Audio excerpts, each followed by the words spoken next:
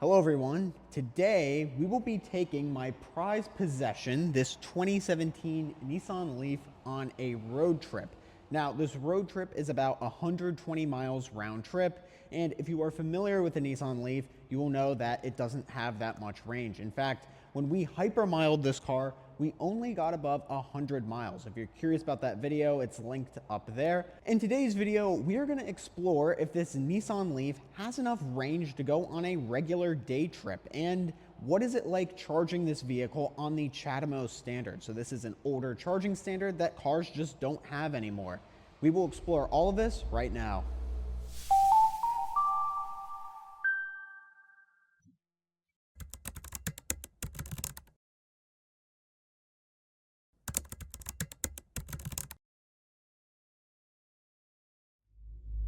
We are now inside the Nissan Leaf, and as you can see, we are at 100% state of charge, and this is showing around 80 miles of real world range because this range estimate is based on our previous driving. And as you know, with road tripping EVs, you want to keep your speed on the lower side, so maybe more like 60 miles per hour on the highway, just because this car will burn through a lot of energy at higher speeds. But nevertheless, we have a predicted range of 80 miles, and we have about 60 miles to go to our destination. So I'm very curious to see what this car will actually get on the way there. We are now cruising down the highway. This is Calvin, by the way. Nice introduction. We're at 93% state of charge, 92 now, and we have traveled 6 miles. We're down to 74 miles remaining. And how much further do we have? We got 50 miles left. 50 miles left. It's gonna be very exciting. My speed is at 60 miles per hour, and I'm driving behind a truck right now, so we can have a little bit better efficiency. And yeah, we're just cruising down the South Bay, heading to Henry Cove State Park. So, seems like a nice place. And yeah. They have chargers nearby? They should. I think there's going to be some in Gilroy. So ideally, we will assess if we need to stop to charge before the hike or after, but there should be a CHAdeMO station in Gilroy. I think there's a few EVgo CHAdeMOs. So I've actually never used a CHAdeMO station before. I've been driving this Nissan Leaf for a couple months, and I never really had to fast charge it because I would just charge at my apartment or at the Ever office. What's the battery capacity and the peak charging rate? So the peak charging rate on this original Nissan Leaf is 50 kilowatts, which is not very high. And this battery capacity, it's 30 kilowatt hours total and about 28 usable when the car was new. But I think we calculated with battery degradation, we're looking at around 22-ish kilowatt hours of usable energy capacity remaining in this battery pack. So definitely a very small battery in this car. Luckily, it's pretty efficient. We've been getting around 4.2 miles per kilowatt hour. Just on a highway? Yes. Yeah, that's total. So that includes highway driving and city driving. But 4.2 is pretty good. Like that's a really efficient vehicle. It really helps that this car is low weight, so it's around 33-ish 100 pounds. What's going against the Leaf is the drag coefficient. This car's around, I believe, 0.28 CD, which is not very aerodynamic, especially when you compare it to like a Model 3 that's 0.23, or like a Hyundai Ioniq 6, which is like 0.21. So this car is aerodynamic when it came out in 2011, and compared to like hybrids of that time, it was aerodynamic then. But just today, we have much more aerodynamic cars on the road that are just frankly more efficient. And then obviously, you can imagine with motor technology evolving, you probably have more efficient motors. Now, that's not the biggest thing. Motors are just generally pretty efficient, but that's kind of an aside. I think this car, the TLDRs, this car is still efficient, but not as efficient as some of the newer EVs on the road. So as we're cruising down the highway, one thing I think we should point out is we did not have the air conditioner on, so that is helping us get a better range estimate in our guessometer. It is pretty hot in here, so I think we will have to That's right now. turn That's on more the realistic, AC. right? So yeah, just if we were doing a normal road trip, because if you were driving your car on a normal road trip, you would probably just want to have a comfortable climate. So unfortunately, we got to turn on the AC. Our range estimate is now down to 71 miles, but now it's a lot more tolerable in the cabin.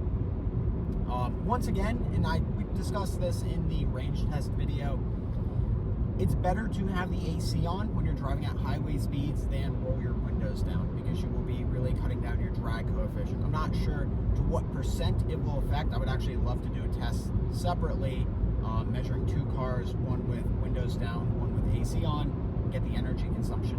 But generally, if you're driving down the highway, just turn on the AC. If you're driving at really low speeds, then it should be fine to have your windows down. Just when you get up to highway speeds, that really makes a big difference.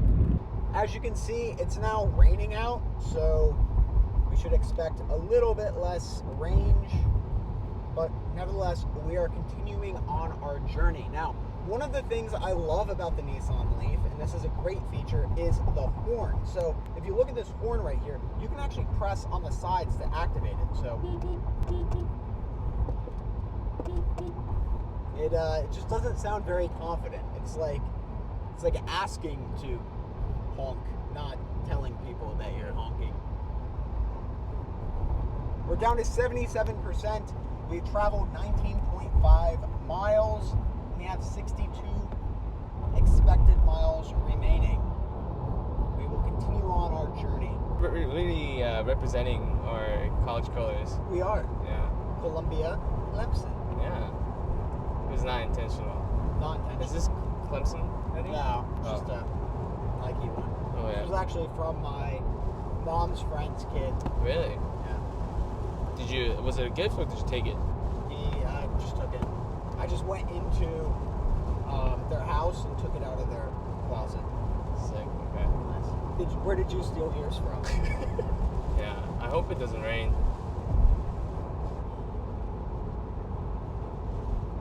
Are you purposely driving behind big trucks?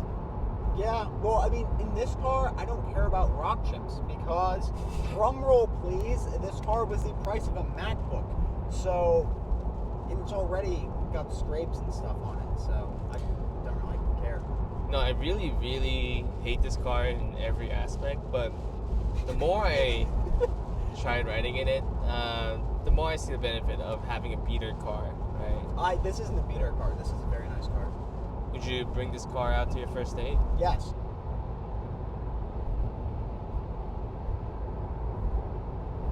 All right, 60% check-in.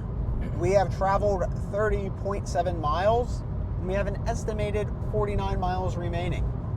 Okay, we should be able to make it. We Yeah. only have 26 miles left. I'm just gonna tailgate the semi-truck a little bit more. Look, 4 red cars in a row. 4 red cars, nice. Coming up on our right is one of my favorite EVs currently on the market, and it is the Hummer EV. So we recently did a full review of this. We took it off-road and really got to explore this car. Really awesome product. If totally different vehicle than the Nissan Leaf, obviously, but it's just really cool to see how electric cars have evolved over time. Now that's the SUV, and the SUV is actually a little bit better than the pickup truck at off-roading because the wheelbase is a little bit shorter. 50% check-in. We have traveled 37.5 miles. We have an estimated 38 remaining, which makes sense. So we're looking at around 75-ish miles on a full charge, which I think is fine. It's good for daily driving, you're commuting, but obviously 75 is pretty limited if you want to go on a road trip on the weekend. But nevertheless, this is why we are here, to see how capable this car is for weekend trips. Yeah, this is, if you don't have a level 1 charger at home, I don't think this car will be a good fit. Yeah, if you don't have a charger at home, this will be difficult. But the nice thing about this car is that you can easily charge on level 1 just because the battery pack is so small. Yeah, absolutely.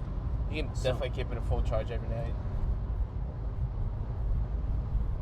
Right now we are driving up this hill to where the hike is. We are at 30% stated charge. We've traveled 47.7 miles, and there's a really great view out there. I would like to look, but I think being safe is more important. And it's going to be very interesting to see what our state of charge is at the beginning of this hike, which is as high as we can drive up to, and then how much range we can actually get coming down the mountain. So very curious about that, and we will find out shortly. 29% check-in. We've traveled 50 miles, and just look at this view.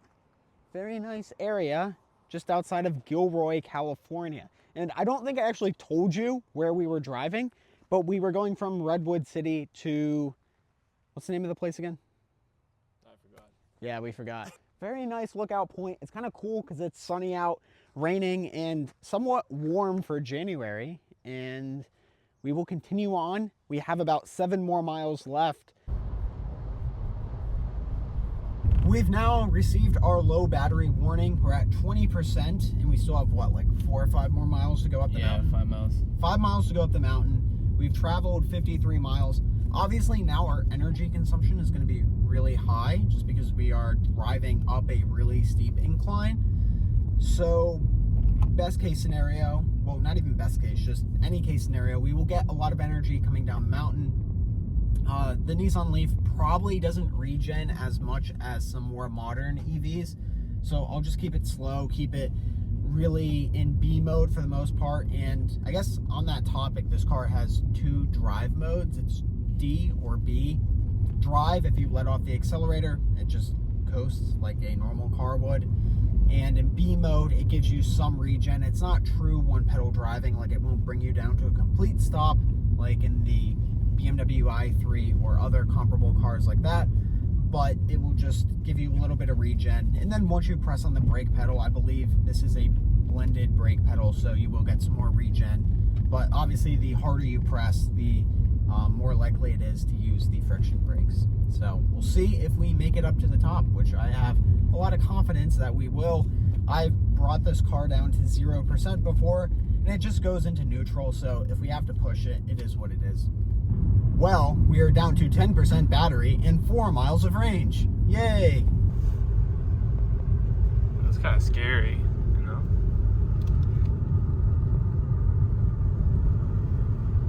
What's scarier, the fog or the fact that we're down to... Actually, it won't even tell us the range anymore. It just says low range, and it just flashes dash lines. It's confused. All right, we have made it to the top of Henrico State Park. With 7% battery, we have traveled 57.7 miles, but at least we made it up to the top, and now we can drive down, which will be good because then we can regen and hopefully get more than 7% once we're at the bottom of the mountain. But now we're gonna go on a hike and explore nature.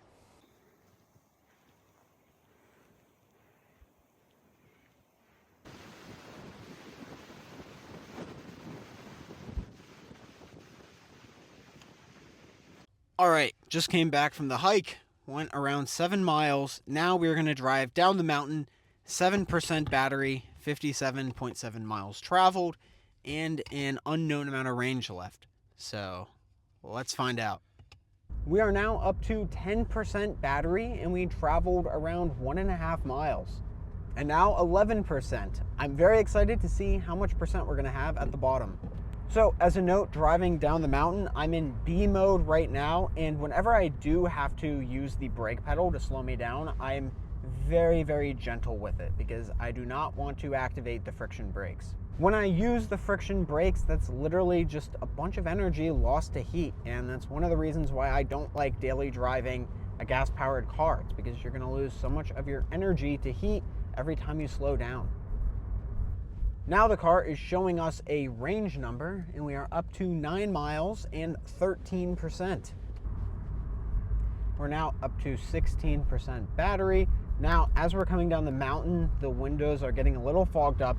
So what I've done is rolled down the window because we're not going that fast. There's not going to be really any aerodynamic drag losses. But I have the heated seats turned on. So this is the Nissan Leaf S, which is the base model. It does have the quick charge package, so therefore we get the CHAdeMO quick charge port, and it also increases the onboard charger from 3.3 to 6.6 kilowatts. So it charges a lot faster on AC. But the point is, we have heated seats as standard. So these consume way less energy than running the whole heating system in the vehicle. So that's what we're doing right now. All right, we've made it to the bottom of the hill. We are now at 21% battery. So we started off with 7 and we are now up to 68.7 miles. So we traveled 11 miles and added 14% battery. Our range estimator is now showing 21 miles. Now it's time to get to the CHAdeMO charging station. All right, finally made it to the CHAdeMO charging station. We traveled 81.4 miles and we are down to 7%. So let's plug this thing in. All right, we finally have made it to the CHAdeMO charging station. And after like 3 failed attempts to get the car to charge, it's now charging. So what I did originally, I was using a credit card on that card reader. That didn't work. And eventually I just had to initiate the charging session from the EVgo app. And now the Leaf is charging. As you can see, we are about 3 minutes in. We started at 7%. Now we are up to 22%. And now we are at 38 kilowatts, which is fine. Obviously, this battery pack is so small. The charge rate is definitely very low on this car compared to a lot of other modern EVs. But it's always important to remember just how small the battery pack is here. Accepted about 2.7 kilowatt hours so far. And I started a timer once we reached 10%. So I'm really curious to see what our 10 to 80% charge time is. We will keep you posted. All right, 18 minutes have passed since we reached 10%, and now we are at 80%. So this car actually charged from 10 to 80% in just 18 minutes, which is really, really quick. In fact, that's the exact same amount of time it takes for the Kia EV6 and Hyundai Ioniq 5 to go from 10 to 80%. Obviously, their battery packs are much larger, but that's still pretty cool because this car can charge up really quickly. After we hit 80%, I just threw on the heater, so when we continue on our road trip, we can have a warm cabin without using onboard power, because we're connected to shore power right now. That's what I like to call it. And right now we are at 89% state of charge. 23 minutes have started from when we originally plugged in, and we're still pulling 24 kilowatts, which is not bad at all for 89%. If we click here to see our session details, click again, we can see some current information. So right now our current kilowatts, which is still 24, but our voltage is 396, which is actually really high. 396 is a pretty high voltage number. In fact, if you compare this to vehicles like the Chevy Equinox EV, those top out at around 280 volts. So this is, in comparison, a very high voltage battery pack. Now, obviously it's still 400 volts, not 800 volts. Nevertheless, it's pretty cool.